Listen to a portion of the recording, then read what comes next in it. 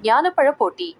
கதைப்படி ஒருமுறை நாரத முனிவர் சிவபெருமான் மற்றும் பார்வதி தேவியிடம் ஞானப்பழம் ஒன்றை கொண்டு வந்தார். அந்த பழத்தை யாருக்கு கொடுப்பது என்று சிவன் மற்றும் பார்வதி குழப்பத்தில் இருந்தனர். அப்போது ஒரு பந்தயம் வைத்தனர்.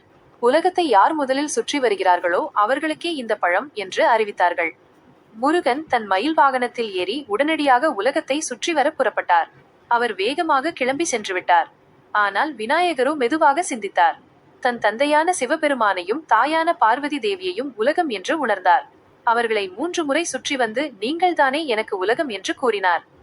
விநாயகரின் இந்த செயலைக் கண்டு வியந்த சிவன் பார்வதி இருவரும் அவருக்கு ஞானப்பழத்தை வழங்கினார்கள். உலகத்தை சுற்றி வந்த முருகன் திரும்பி வந்து பழம் தன் அண்ணனுக்கு வழங்கப்பட்டதைக் கண்டு கோபமடைந்தார். கோபத்தால் அவர் பழனிமலைக்கு சென்று துறவறம் பூண்டார். முருகன் கோபமாகச் சென்றாலும் விநாயகர் தன் தம்பியின் மீது எப்போதும் அன்பு கொண்டிருந்தார்.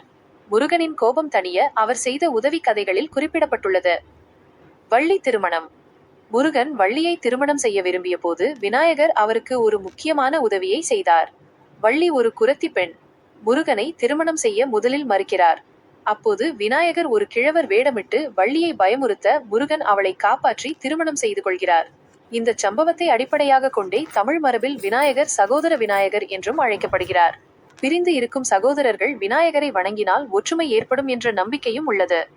விநாயகர் மற்றும் முருகன் இடையேயான இந்த கதைகள் போட்டிகள் இருந்தாலும் இறுதியில் சகோதரத்துவம், அன்பு, மரியாதை மற்றும் ஒருவருக்கொருவர் உதவும் மனப்பான்மை ஆகியவற்றை வலியுறுத்துகின்றன. இது இருவருக்கும் இடையே உள்ள ஆழமான பந்தத்தை எடுத்துரைக்கிறது.